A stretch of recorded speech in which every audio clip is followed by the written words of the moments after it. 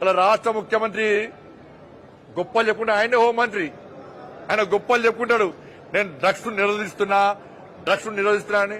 అరే farm house లో దావతులు జరిగితే వచ్చిన ఇన్ఫర్మేషన్ తో దాడి చేయడం కాదు, అసలు డ్రగ్స్ ఎక్స్చేంజ్ చేస్తున్నాయి. డ్రగ్స్ సప్లై చేసేది ఎవరు?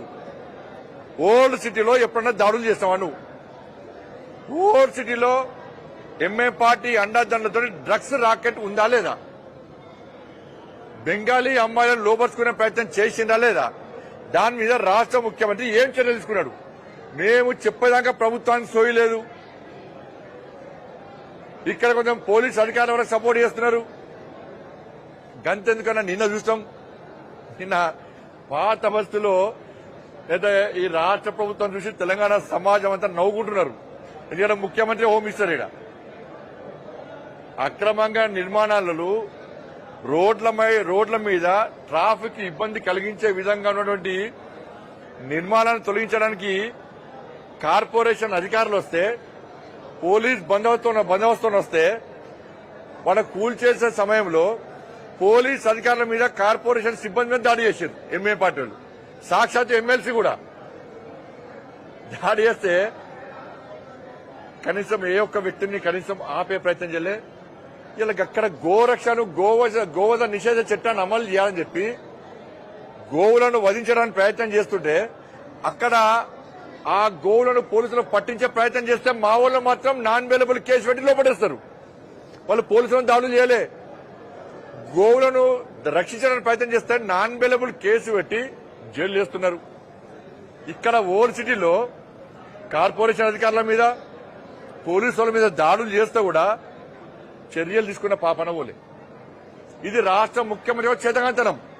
ఎంఏ పార్టీకి ఓవైసీ కుటుంబానికి రాష్ట్ర ముఖ్యమంత్రి దాసోహం అయిపోయాడు. ముఖ్యమంత్రి కావాల్సింది ముఖ్యమంత్రి పీఠం, అధికారం. హోంమంత్రి నువ్వే. పోలీసుల మీద దాడి చేసిన వీడియో సోషల్ మీడియాలో దేశం మొత్తం చక్కెర కొడుతున్నాయి. మా రాష్ట్ర ముఖ్యమంత్రి తెలుసో తెలియదు.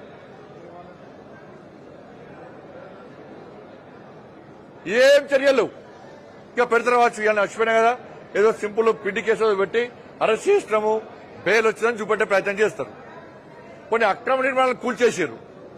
కూల్చేసినాక ఇవాళ ఏమైంది? వాళ్ళ మళ్ళా ఎంఐ పార్టీ నాయకులు వచ్చి జిహెచ్ఎంసీ వాళ్ళు పోలీసు వాళ్ళు కూల్చేసినటువంటి అక్కడ బాధ్యత ఎంఐ పార్టీ ఎమ్మెల్యేలు ఉండి మళ్ళా తిరిగి నిర్మాణాలు చేపడుతున్నారు. ఎంత చేవజచ్చిన ప్రభుత్వం కాంగ్రెస్ పార్టీ ప్రభుత్వం అంటే, చేతగాని ముఖ్యమంత్రి, చేతగాని హోంమంత్రి బాధ్యతలు వేస్తున్న ముఖ్యమంత్రి సమాధానం చెప్పాలి. నీ ప్రభుత్వ హయాంలో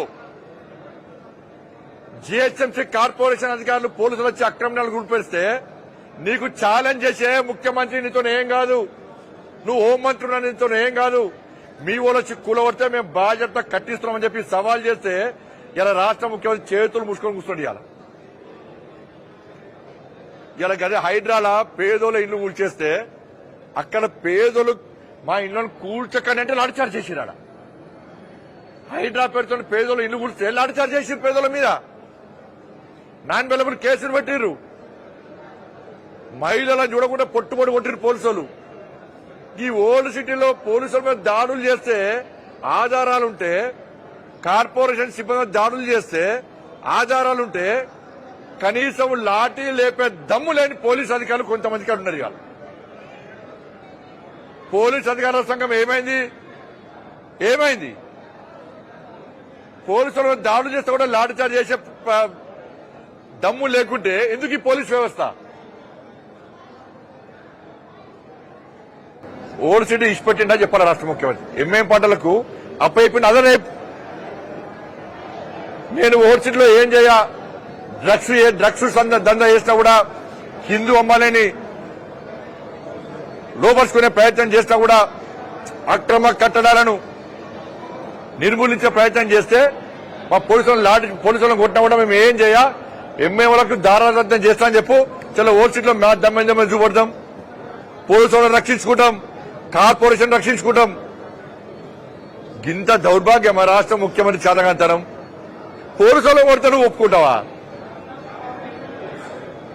దేవాలయం మీద దాడులే, లవ్ జిహాద్ జరగబట్టే హిందూ అమైన డ్రగ్స్ పేరుతో వేధిస్తున్నారు. గోవులను వధిస్తున్నారు.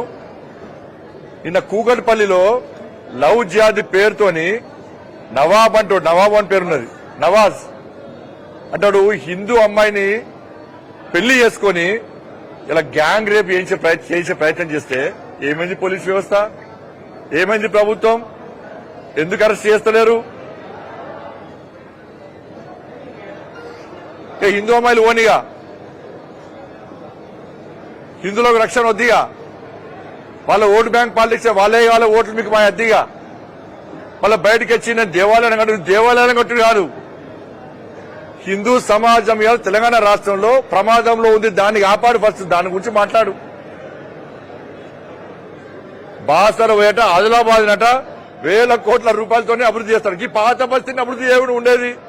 నువ్వు ఉండే భాగ్యనగరాన్ని అభివృద్ధి చేస్తలేవు, ఒక్క పైసా ఇస్తలేవు. కేంద్ర ప్రభుత్వ నిధులు తప్ప ఒక్క పైసానని హైదరాబాద్కి ఇచ్చినావా? ఇక్కడ ఏడోడట అక్కడ చేస్తాడు, ఆదిలాబాద్ చేస్తాడట. ఇది పెద్ద జోక్. ఇది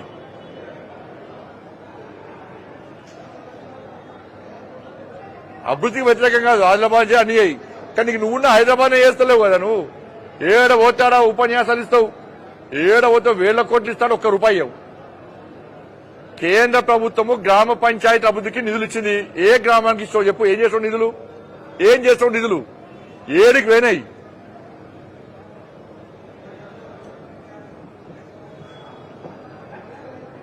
కాబట్టి రాష్ట్ర ముఖ్యమంత్రి వెంటనే స్పందించాలి. నిన్న పోలీస్ అధికారుల మీద, కార్పొరేషన్ సిబ్బంది మీద దాడి జరిగిన విషయాన్ని ముఖ్యమంత్రి తీవ్రంగా పరిగణించాలి. లేకుంటే పాత బస్తీ మొత్తం ఆగమాయమే ప్రమాదం ఉంది. ఇక్కడ గుండాలు రెచ్చిపోయే ప్రమాదం ఉంది. ఇవాళ మీరు తొలగించినటువంటి ఆ నిర్మాణాన్ని మళ్ళా కట్టిస్తున్నారు. ఇలా హైడ్రాలో కట్టుకుంటే తప్పు, ఇక్కడ కట్టుకుంటే మాత్రం ఒప్పు. అంటే పాత బస్తీకి ఒక రూలు, వేరే బస్తీలకు ఒక రూలు. పాత బస్తీకి ముఖ్యమంత్రి స్వయం ప్రతిపత్తి కల్పించింది కావచ్చు. మీరు పాత బస్తీలో ఏమన్నా వేసుకోండి, రోడ్లు కబ్జా అయ్యండి, ప్రభుత్వ స్థలాలు కబ్జా అయ్యండి, హిందువుల ఆస్తులు దోసుకోండి, హిందూ అమ్మాయిలను లోపరుచుకోండి, డ్రగ్స్ సప్లై చేసుకోండి, దొంగదందా లంగదందా ఏంటి అని చెప్పి వాళ్ళకు అప్పయిపోయినావా?